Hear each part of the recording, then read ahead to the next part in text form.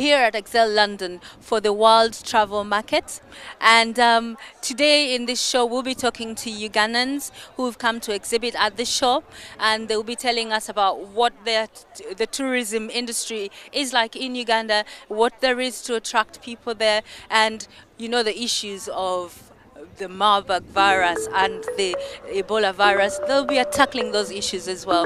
I'm Rosemary Nankabira. Thank you for joining us for this show.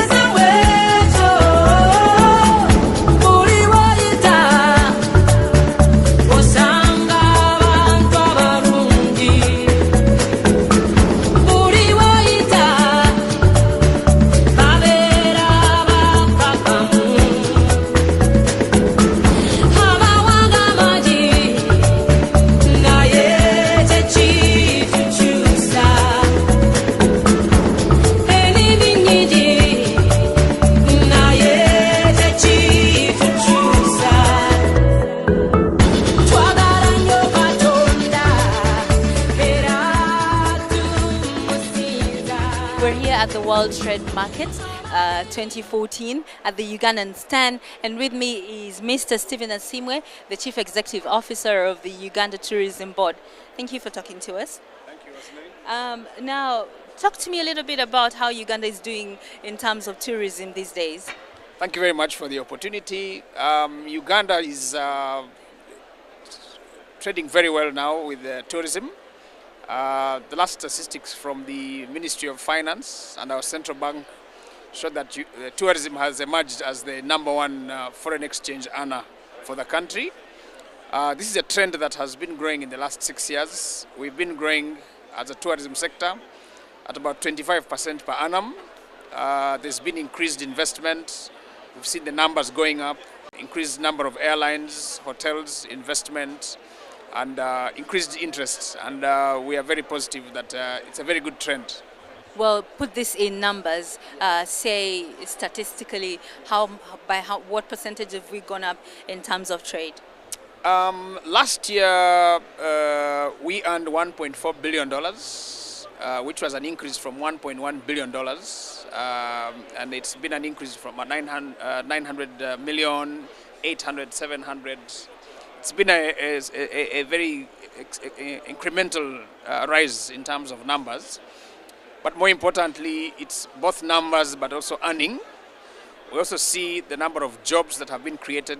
We've seen more hotels, more investment, more airlines, more tourist arrivals, more business arrivals, more visitor numbers coming up.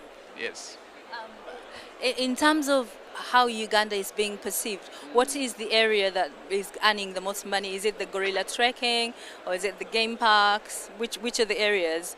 That's a good question. I think that Uganda, if you looked at it from in terms of segmentation, we have the largest, of course, is wildlife and nature, which is our biggest. We have 10 national parks, 12 game reserves.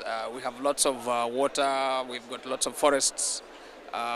Natural beaches, so that number has been the highest. But that's not to say that the other sectors are not growing. We have history, we have culture, we have heritage, we have geographical features which people come to visit. We also have things like MICE, what we call MICE in tourism, which is meetings, incentives, conferences and events. We've seen a high rise in terms of people coming for conferences in Uganda, for sports, for leisure.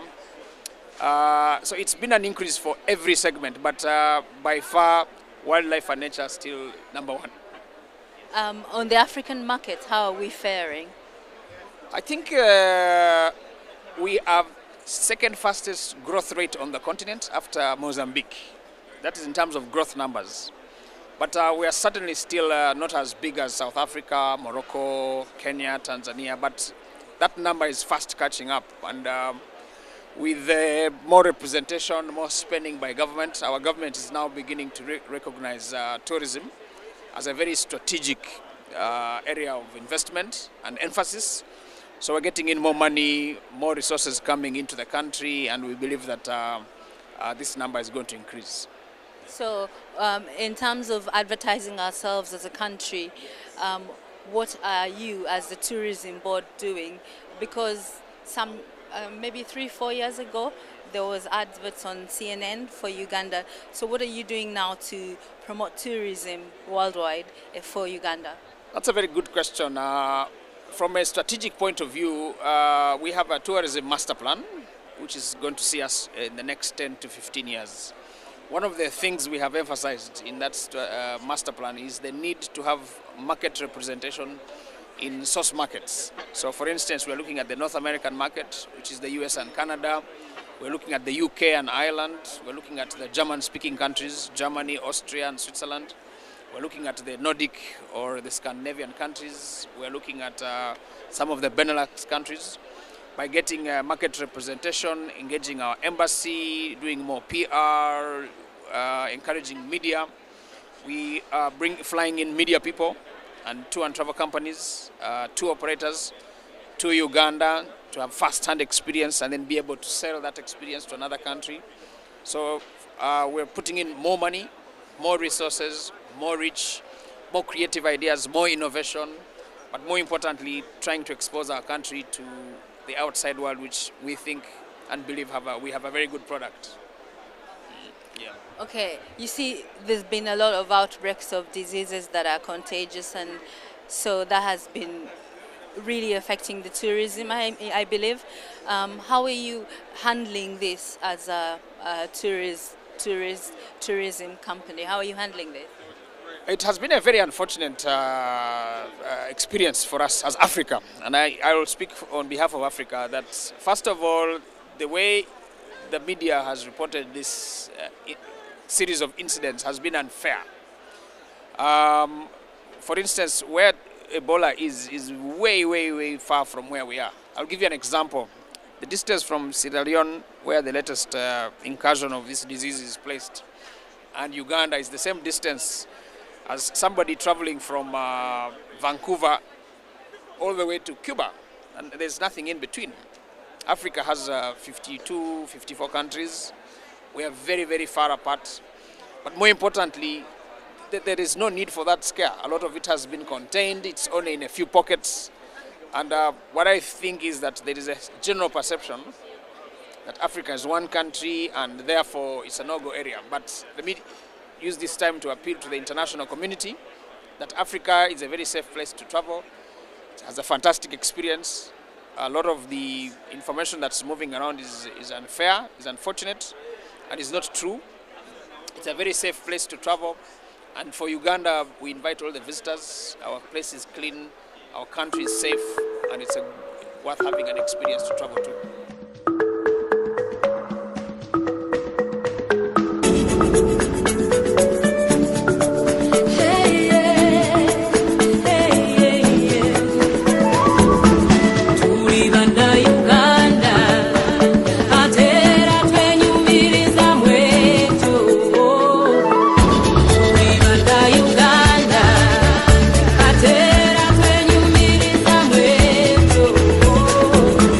Julie